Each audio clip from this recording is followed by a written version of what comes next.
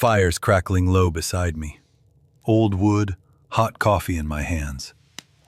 That sound used to mean safety. Out here, quiet feels earned. We need to go now. But I learned something Not after until I know leaving it's the clear. teams. What's wrong? Silence can be more dangerous than gunfire. Are you okay? You walk away from the battlefield thinking the war stayed behind. Truth is, the ghosts just change uniforms. What happened? Sometimes they wait in Stay clean calm, son. It's buildings, just a bright power lobbies, I'm places scared. people call Gotcha. a safe You'll be all zone. right. Then comes the breach. No, it's not Not with working. Trevor, explosions, it's not. with a Relax, it'll stuck be fine. elevator, It won't. a I child know something is inside, coming. and pride this is standing in Ethan. the way What's of wrong? truth. So let me ask you, brother, Lockdown when the protocols walls are close engaged. in and the We'll find alarms fail, do you We run don't have time. or do you What's hold the problem? line? It's a localized circuit Because failure. today, There. a former Navy Should we SEAL help? with a bad knee, a red and black flannel, and a service dog named Anyone Coda there? is about to become the last line This between safety fear switch, it's and bypassed. survival. Everything's running through here. Sit down with me. Listen Keep your head close. down. There's a lesson here every protector needs Something's wrong, before the Ethan. next door closes. The building that never looked down. Cold rain swept across Pittsburgh, rattling the steel bridges and smearing the skyline into gray. Wind slipped between towers like a warning, and the Hearthstone building stood clean and proud, pretending it could not feel it. Ethan Cole arrived before most lights turned on. At 40, he moved with a quiet, practiced economy.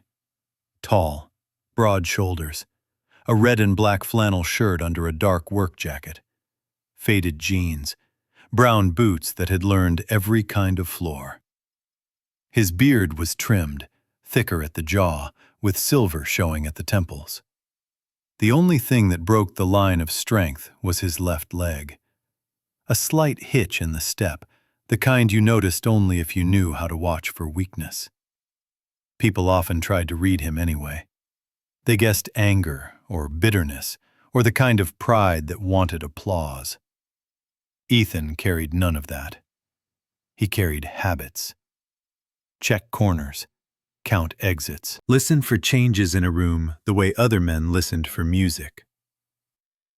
Beside him walked Coda, a 5-year-old German shepherd with black and tan fur, ears upright, eyes steady. The dog wore a black harness with bold white letters. Service dog, do not pet. Coda did not pull, did not sniff every passerby, did not beg for attention. He simply stayed where he belonged, as if the leash was a promise between them. The lobby smelled like polished stone and expensive coffee. The front desk sat under bright screens that displayed company slogans Ethan never bothered to memorize. He wasn't here to believe in slogans. He was here to keep a building from becoming a headline. Linda Brooks looked up from her station when he entered. She was in her late 40s, with kind eyes and a tired patience that came from years of smoothing problems before they turned sharp. Her cardigan was neat, her hair pinned back, and her smile always arrived with a hint of worry. "Morning, Ethan," she said softly, as if the building itself might be sleeping. "Morning," Ethan replied. His voice was calm, low, with no wasted words. Linda glanced down at Coda and then back at Ethan. "Weather's mean today." Ethan looked toward the glass doors. Rain slid down in long streaks. It wants people to make mistakes. Linda gave a small, nervous laugh. "Well, don't say that out loud. The universe might take it as a challenge." Ethan's mouth twitched, almost a smile. Then his gaze shifted to the security desk, to the cameras, to the elevator bank. He didn't stare. He checked. There was a difference. Trevor Kane appeared from the side hallway like he owned the air. He was in his mid-40s, a little too well-fed for someone who claimed to run the building, with a crisp white dress shirt stretched tight at the shoulders. His hair was combed into place like a helmet. He wore his ID badge high on his chest, as if the plastic itself was proof of power. Trevor's eyes moved first to Coda's harness. "Still bringing the dog around," Trevor said. Not quite loud enough to be called shouting, but loud enough to be heard. Like we're some kind of zoo. Linda's shoulders tensed. She had seen this too many times. Ethan stopped walking. He didn't stiffen. He didn't bristle. He simply stopped, the way a man stops when he hears something dangerous in the distance. "Coda is a service dog," Ethan said. Flat, certain. Trevor waved a hand as if brushing away smoke. Yeah, I can read. I can also read the part where it says "do not pet." Real friendly message for a corporate lobby. Coda stood quietly, head level, eyes on Trevor. Not a growl, not a step forward. Just focus. Trevor noticed the attention and smirked. Dog's got an attitude, too. Ethan felt the familiar pull inside his chest. Not anger, not fear. Something older. The memory of men who laughed before they got people hurt. The memory of words that sounded harmless until they became reasons. He swallowed it down. He always did. "Anything you need from me today?" Ethan asked. Trevor's smile widened. He liked being asked. He liked the shape of the moment. "Yeah," Trevor said. "Stop acting like you're special. You're maintenance. Do your rounds, and keep that thing from scaring clients." Linda cleared her throat gently. "Trevor, he's early. He's always early. And the dog is trained. There haven't been any issues." Trevor leaned toward Linda, still smiling, but his eyes sharpened. "Linda, you're here to greet people, not manage my staff." Ethan watched Linda's face tighten in a way she tried to hide. He filed it away like a note on a map. Not to use against Trevor. To remember what the building allowed. Trevor turned back to Ethan. His gaze dropped briefly to Ethan's left leg, as if the limp was entertainment. "Try not to trip over anything today." The words were small. The intent was not. Ethan looked at Trevor and said nothing for a beat. In that pause, he felt the edge of a choice. A dozen comebacks, a hard stare, a warning that would make Trevor step back. Ethan had done that kind of thing once for a living. He didn't do it now. "Copy that," Ethan said. Trevor blinked, disappointed. He wanted a fight. He wanted proof that Ethan had feelings Trevor could control. Trevor walked away, satisfied enough with his own cruelty to keep moving. Linda exhaled when he was gone. "He's in a mood again." "He's always in a mood," Ethan said. Linda lowered her voice. "You don't have to take it." Ethan looked toward the elevator bank again. The doors opened and closed with smooth, confident timing. That kind of smoothness could be honest. It could also be a mask. "I take it," Ethan said, "so other people don't." Linda studied him, like she wanted to ask what he meant, but she didn't. People in buildings learned not to poke at mysteries. Ethan started his rounds. He checked the fire doors. He listened to the hum of the HVAC like a heartbeat. He tightened a loose railing with a small wrench. Simple work. Honest work. At the elevator control panel on the service level, he paused longer than usual. There was a faint vibration in the casing. Not enough to set off alarms, just enough to say something inside was working harder than it should. Ethan rested his fingertips against the metal, eyes narrowing. He thought of Pittsburgh's old steel bones, of how strong things failed when no one respected the stress they carried. Ethan took out his phone and made a note. Nothing dramatic, just a line. Time, location, the way it felt. Coda sat at his side, still and steady, as if holding the quiet for him. Ethan straightened. His knee twinged, the old injury reminding him it was there. He took one careful step, then another, smoothing the limp into something almost invisible. Upstairs, executives would come and go. Conversations would be traded like coins. People would talk about profit, about deadlines, about control. Down here, Ethan listened to the building. And the building, under the cold Pittsburgh rain, sounded like it was keeping a secret. The price of standing still. By late morning, the rain softened into a cold mist, clinging to the glass towers and dulling the city's edges. Pittsburgh looked calm, but the kind of calm that waited for someone to move too fast. Ethan Cole stood near the service corridor, clipboard tucked under one arm, red and black flannel visible beneath his work jacket. Coda sat at his heel, harness straight, the white letters "Service Dog, Do Not Pet" stark against the dim hallway light. Ethan had not forgotten the vibration he felt earlier at the elevator panel.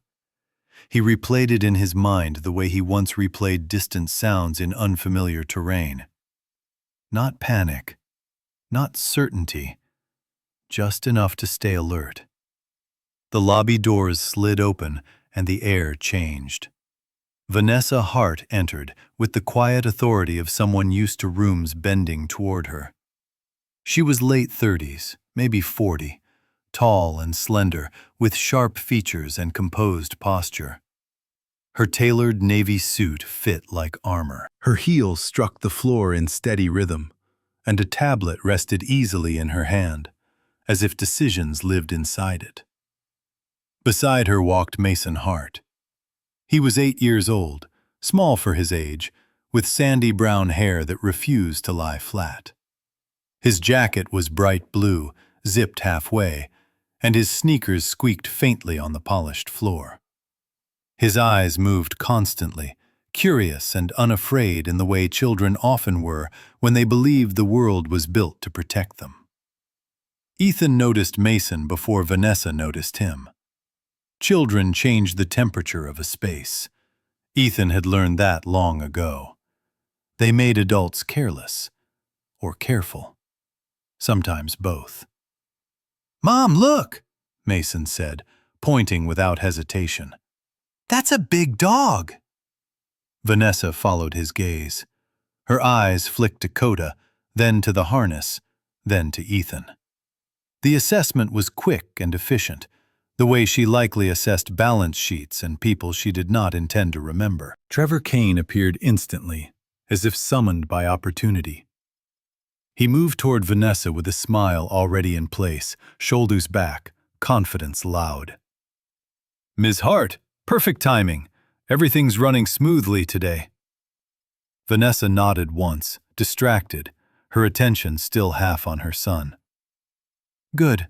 I have a board call in 15 minutes.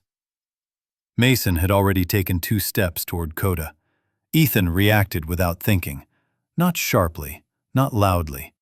He shifted his body just enough to place himself between Mason and the dog, palm raised gently. "Please don't touch," Ethan said, voice calm. "He's working." Mason stopped, surprised but not offended. He looked up at Ethan, then back at Coda. "He doesn't look mean." "He's not," Ethan said, "but he needs space." Coda remained still, ears alert, eyes steady. No movement toward the child, no movement away. Trevor laughed, a short, dismissive sound. "See, this is what I was talking about," he said to Vanessa. "Overprotective creates tension in the lobby." Vanessa's brow tightened slightly. She glanced at Ethan again, this time with less neutrality. "Is there a problem?" "No, ma'am," Ethan said. "Just protocol."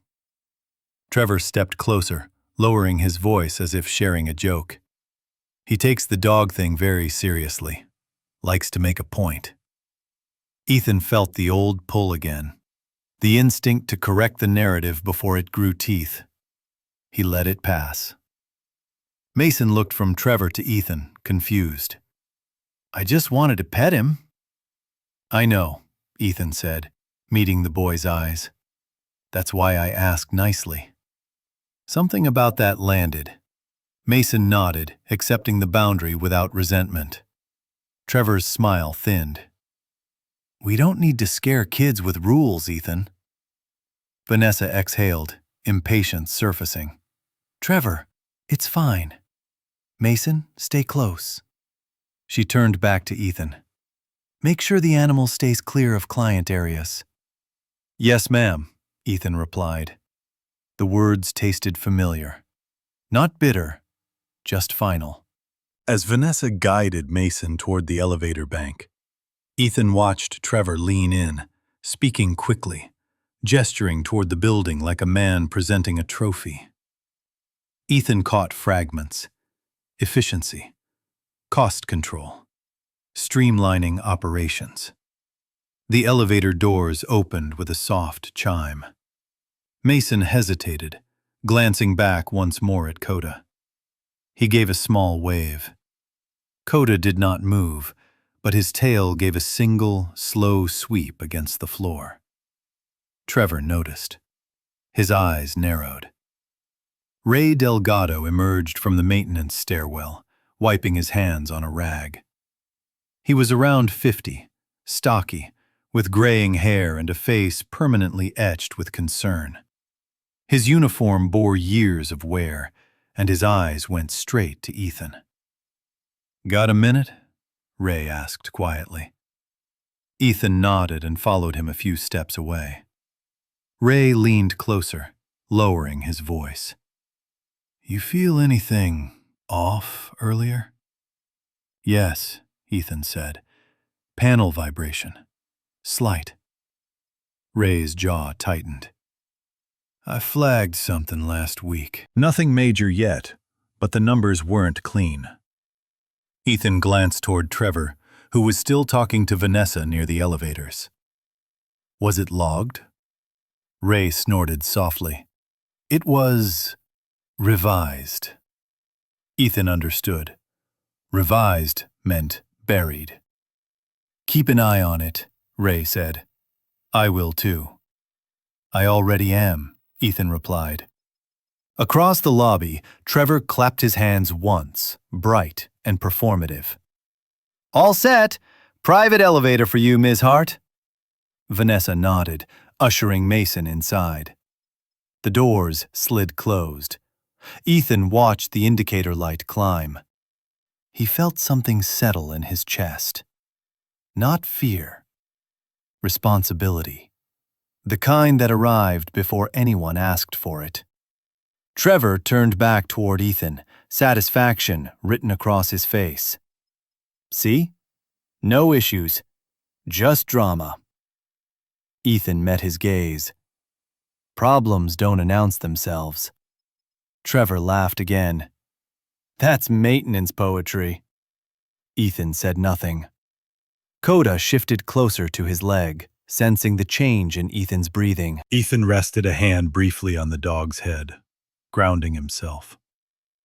As the elevator disappeared upward, the hum in the building deepened, almost imperceptible.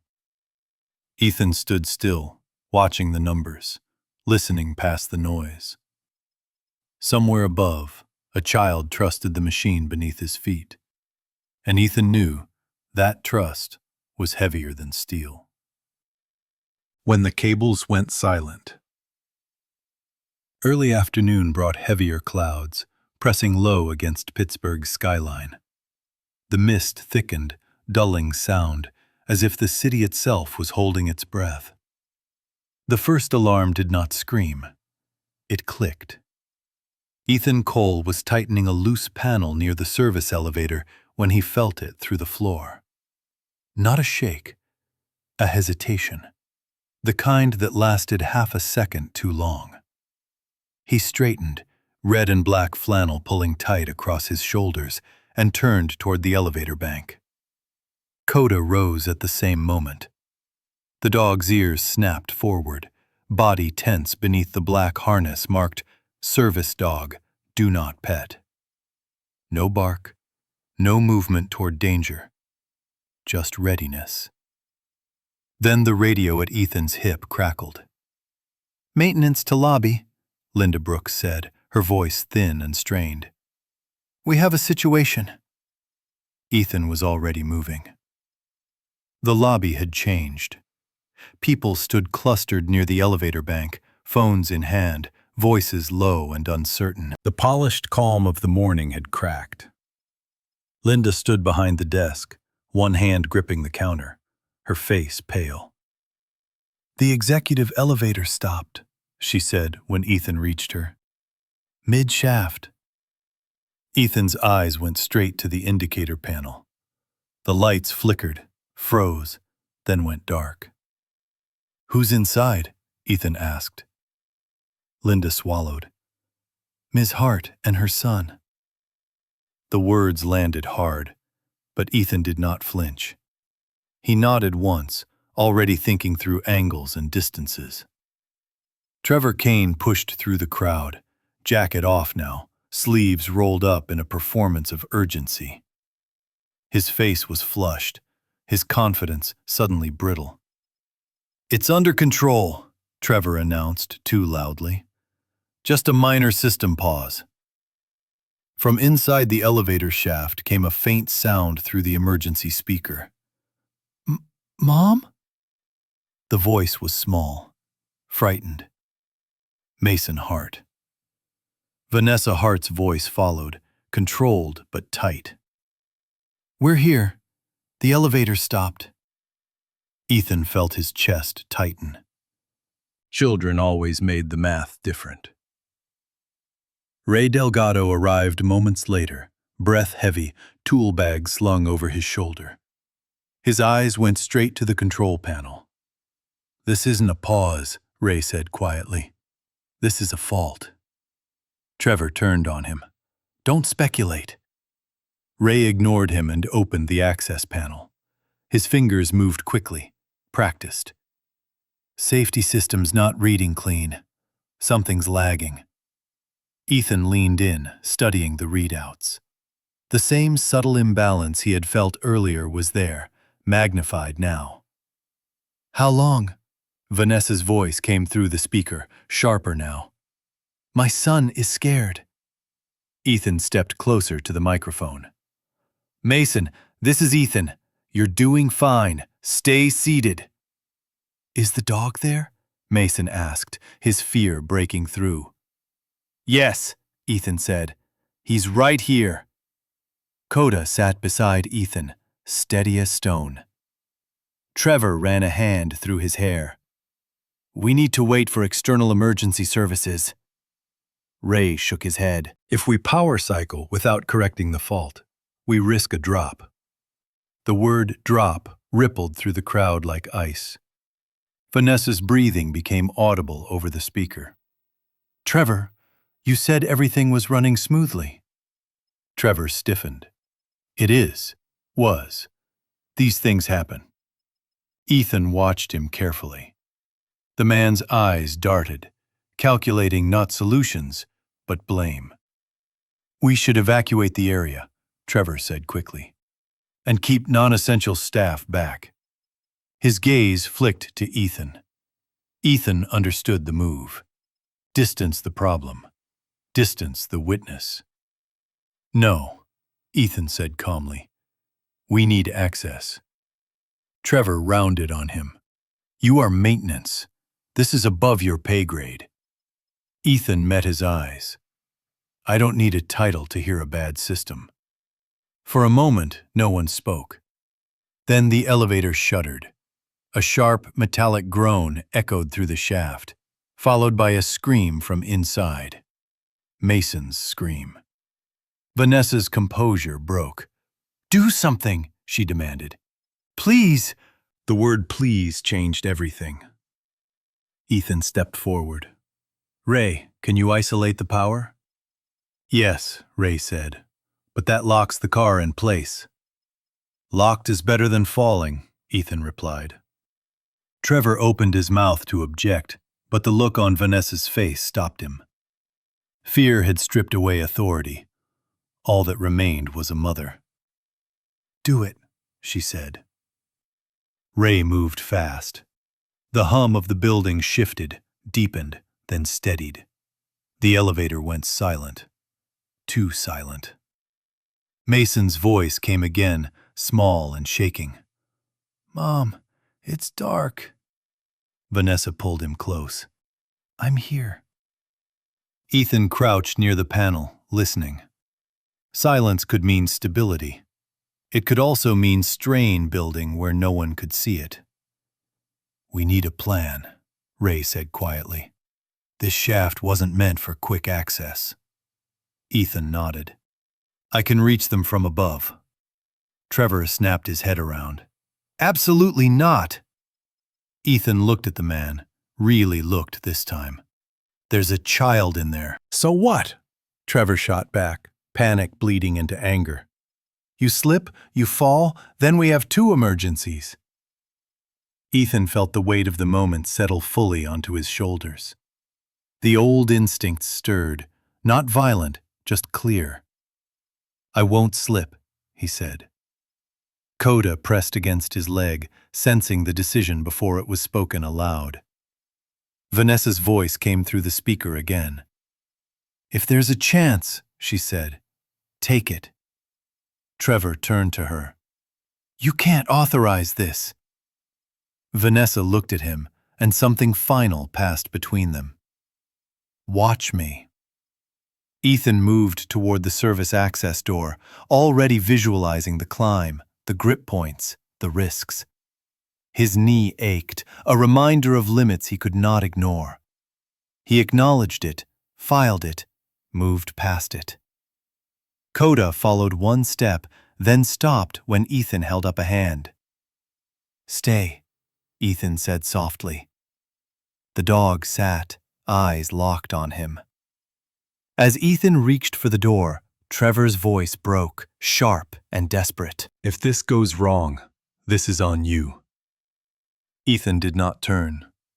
He thought of the vibration he felt that morning, the warning he had written down, the moment everyone chose speed over safety. "This was already on all of us," Ethan said. The door closed behind him, and in the quiet that followed, the building waited to see who would pay the price. The weight of the shaft. Rain returned harder, drumming against the building's skin as thunder rolled low over Pittsburgh. Inside the tower, the air felt tighter, as if the storm had followed Ethan Cole into the dark. The service corridor above the elevator shaft smelled of oil and cold metal.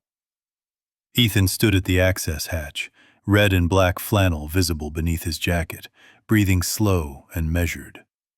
His left knee throbbed, a dull reminder of an old injury that never fully slept. He acknowledged it without resentment. Pain was information, nothing more. Behind him, in the lobby far below, Coda waited. The German shepherd sat perfectly still near the cordoned entrance, black harness snug against his chest. Service dog, do not pet, bright even in the dim. Linda Brooks stood a few steps away, hands clasped tight, eyes fixed on the closed door. The dog did not whine. He did not pace. He guarded the silence. Ethan opened the hatch and peered down. The shaft fell away in a narrow vertical canyon. Steel rails gleamed faintly. Cables hummed with restrained tension. Somewhere below, the executive car hung locked, holding a woman who had never expected the building to betray her, and a child who had trusted it without question. Ethan clipped the safety line into place, testing it twice, then once more. Ray Delgado's voice came faintly through the radio. "Power's isolated. You'll feel vibration, but it should hold." "It will," Ethan replied. He swung one leg over the edge, then the other, easing his weight onto the ladder fixed to the shaft wall.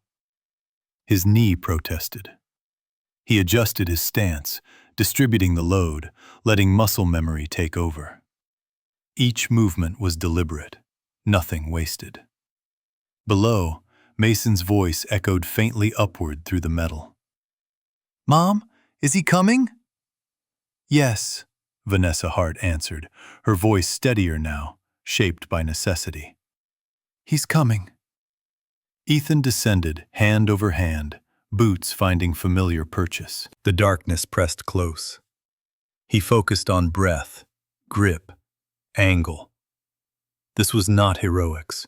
This was procedure. Above, in the machine room, Trevor Kane paced. He had never liked enclosed spaces. Now the walls felt closer, the air thinner. His shirt clung to his back. He kept glancing at the control panel, at the indicators that no longer moved the way he expected them to. Ray Delgado stood at the panel, broad hands steady despite the tension. "Do not touch anything," Ray said flatly. Trevor swallowed. "I just want to see if there's a manual override." "There is," Ray replied, "and you are not qualified to use it." Trevor bristled. He was used to people stepping aside, used to words making room.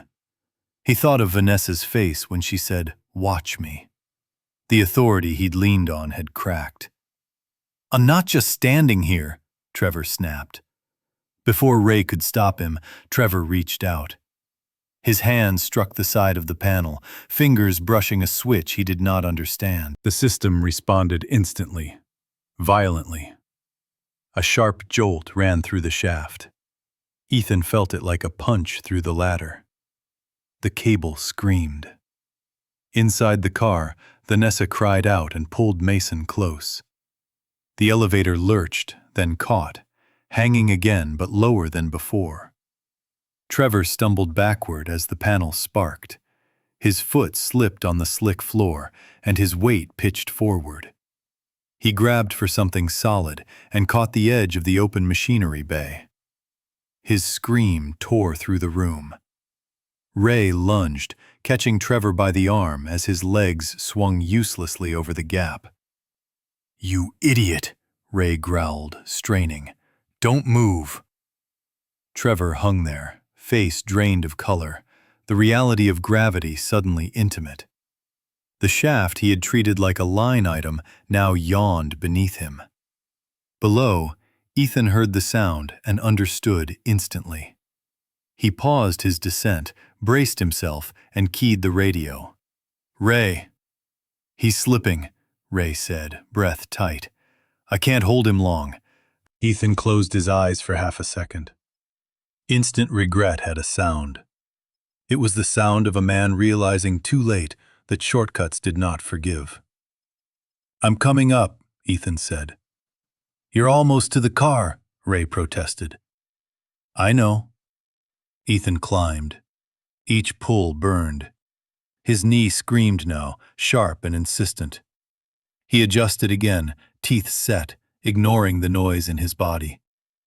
When he reached the machine room, he swung himself onto solid floor and crossed the space in 3 strides.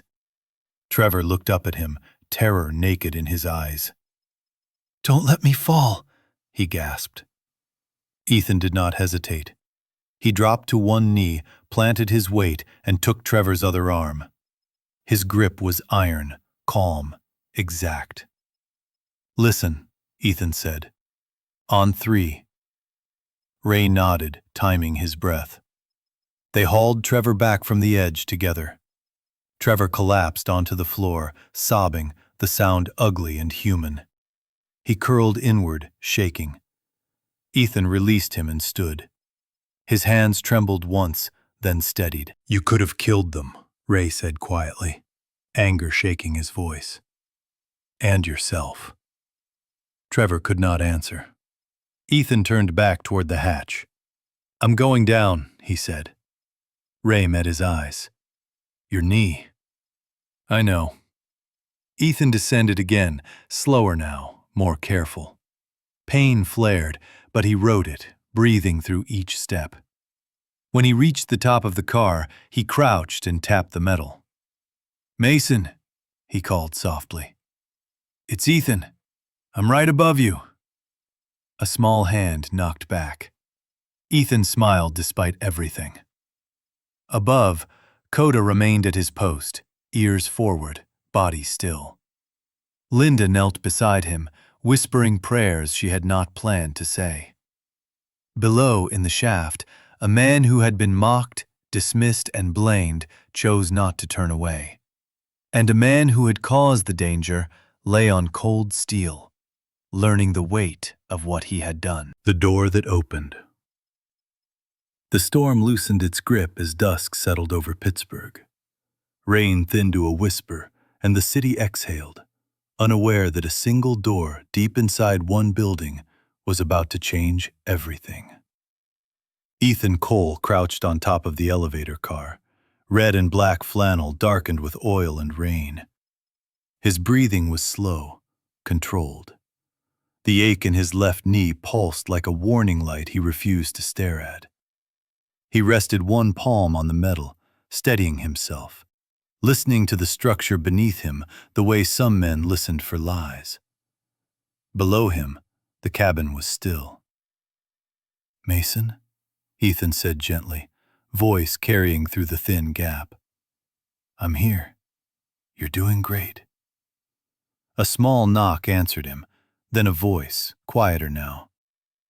"It's really dark." "I know," Ethan said, "but the dark doesn't mean danger. It just means we take our time." Inside the car, Vanessa Hart held her son close. Her hair had slipped from its perfect order. Her suit wrinkled at the shoulders where fear had bent her posture. She had built companies and negotiated rooms full of sharp men, but nothing in her life had prepared her for the helplessness of waiting in a steel box with her child. She looked up at the ceiling when Ethan spoke. "Tell me what to do." Ethan heard the shift in her voice. No authority, no command, just trust. "Sit back," he said. "Both of you. Hands away from the doors." Ray Delgado's voice came through the radio, steady and present despite the long day. "I'm ready on my end." "Copy," Ethan replied. He worked the manual release with careful precision, fingers remembering diagrams he had studied years ago for reasons far less personal. The mechanism resisted, then yielded with a muted click. The door slid open a few inches. Light spilled in. Mason gasped, then laughed once, surprised by his own relief. "I can see you," the boy said. Ethan smiled. "That's because you did exactly what I asked." He widened the opening, bracing the door with his shoulder, ignoring the sharp flare in his knee. Ray coordinated from above, calling out timing, angles, weight. The system groaned, but it held. Ethan dropped down to the cabin roof and then into the car in one controlled motion. The space was cramped, the air warm with fear and breath. He knelt in front of Mason, bringing himself level with the child's eyes. "Hi," Ethan said. Mason stared at him, then nodded seriously. "You came." "I said I would." Vanessa swallowed hard. Up close, she saw the lines at Ethan's eyes, the silver in his beard, the quiet strength that did not demand recognition. "Thank you," she said, the words inadequate and honest. Ethan guided Mason toward the opening, instructing him step by step. One foot, then the other. "Hands here." "Good. You've got it." Mason followed every word. When the boy emerged into the service corridor above, a collective breath released across the radio channel. Linda Brooks sobbed openly in the lobby, dropping to her knees beside Coda. The German shepherd stood, tail low but wagging once, then sat again, eyes fixed on the hatch. Ethan helped Vanessa out last. She moved carefully, dignity replaced by gratitude she did not try to hide. When she was clear, Ray sealed the system and secured the car. It was over. Ethan leaned back against the wall, exhaustion flooding in now that purpose had loosened its grip. His knee buckled slightly. He caught himself, jaw tight, refusing to make it a spectacle.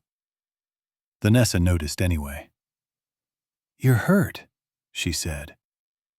"I'll manage," Ethan replied. In the machine room, Trevor Kane sat on the floor, wrapped in a blanket, face hollow.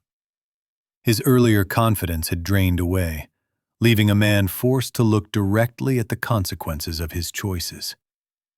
When he saw Ethan emerge, his shoulders sagged. "I'm sorry," Trevor said, voice barely audible. It was not a performance. It was a crack. Ethan stopped in front of him. He thought of every sharp word, every easy revenge, the satisfaction of letting regret finish its work.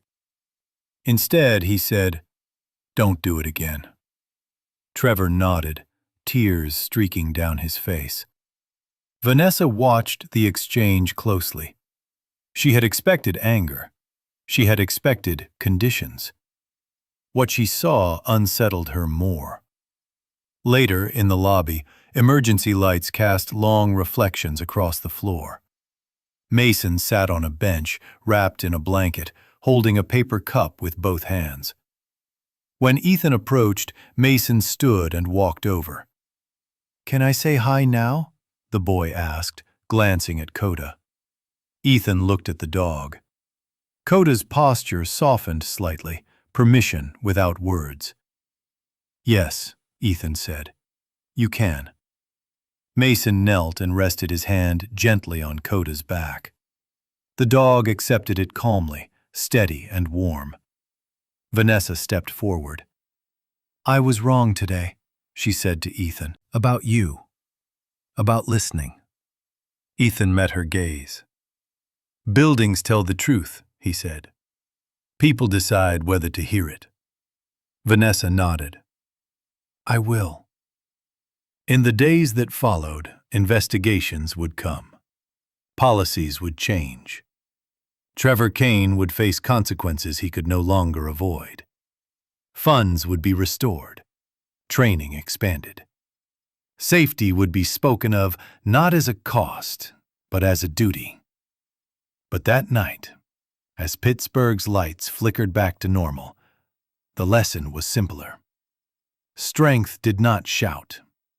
It stayed. As Ethan and Coda stepped back into the damp evening air, the city felt quieter. Not safer, just honest.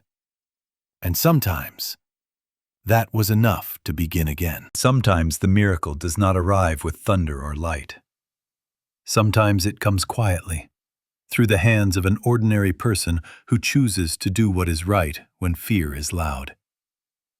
Faith often works that way, not as a sudden escape, but as steady courage placed in the right moment by God's will. In everyday life, we face smaller elevators that get stuck. A harsh word, a shortcut that feels harmless, a warning we choose to ignore.